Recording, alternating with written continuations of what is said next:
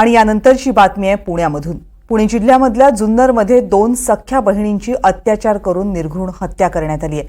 मोलमजुरी करून कुटुंबाचा उदरनिर्वाह करणाऱ्या कुटुंबातल्या 2 चिमुरड्यांची शेजारीच राहणाऱ्या एका व्यक्तीने हत्या केली आणि अवघा जिल्हा हादरला। पाहूया जुन्नरमध्ये नेमकं काय घडलं।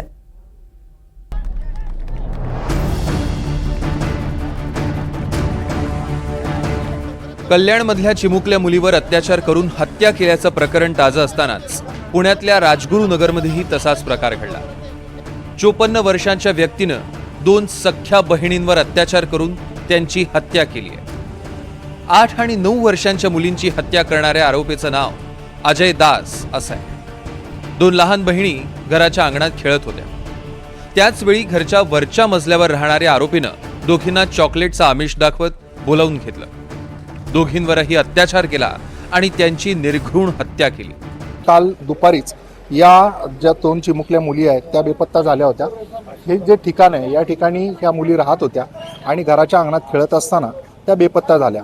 या संदर्भात शोध सुरू असताना याच ठिकाणी वरच्या बाजूला जे घर आहे त्या ठिकाणी हे मृतदेह अक्षरशः ड्रममध्ये छिन्न अवस्थेमध्ये आढळून आलेले आहेत आणि त्याच्यामुळे निश्चितच आपल्याला या सगळ्या बाबतीतली तीव्रता कळू शकते। मुली बेपत्ता झाल्याचं कळताच पालकांनी शोधाशोध केली। संपूर्ण राजगुरुनगरमध्ये त्यांचा शोध घेतला, पण काही तासांच्या शोधानंतर घराच्या वरच्या मजल्यावरच 2 बहिणींचे मृतदेह सापडले। आम्ही शोध घेतला, चंद्रबा गार्डन, क्रीडा संकुल, तिनेवाडी रोड, परत तुम्हाला सांगतो हे आपलं बुट्टेवाडी फाटा, सगळं आम्ही शोध घेतला। आम्हाला काय सापडलं नाही। मग आम्ही CCTV फुटेज चेक करीत होतो तर हे पाहुणे गायछाप खायला बाहेर आले। त्यांच्याबरोबर एक पोलीस निरीक्षक ते आले आणि त्यांनी यांना उचकायला लावलं आणि खाली त्यांचं घर उचकलं आणि त्याच्यानंतर मग वरती गेले आणि वरती गेल्यानंतर त्यांचा मृतदेह एका बॅलरमध्ये आढळून आला। पीडित कुटुंब मोलमजुरी करून उदरनिर्वाह करतं, त्यामुळे आरोपीला कडक शिक्षा करून कुटुंबाला न्याय देण्याची मागणी होते। 2 मुली काल मिसिंग होत्या, त्यानुसार हा गुन्हा दाखल करण्यात आलेला होता।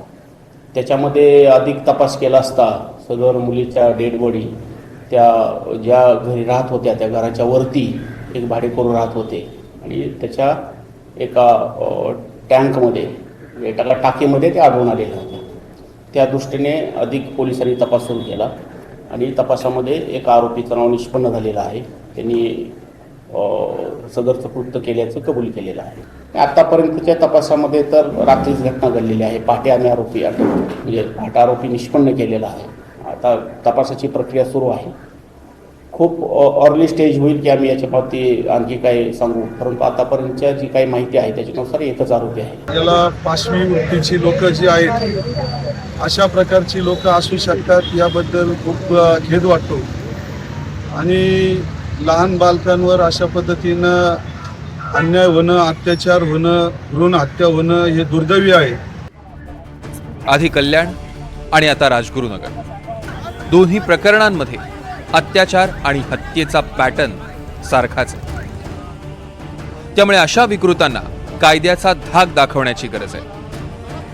संपूर्ण महाराष्ट्रामध्ये ठिकठिकाणी कल्याण असेल, लोणावळा असेल आणि आता हे राजगुरुनगर असेल अशा पद्धतीच्या घटना नक्की घडतात का, याच्या पाठीमागची जी काही मानसिकता आहे ती कशी ठेचली जाईल या संदर्भात आता प्रशासनाने कडक पावलं उचलणं गरजेचं आहे। अविनाश पवार, NDTV मराठी, राजगुरुनगर, पुणे।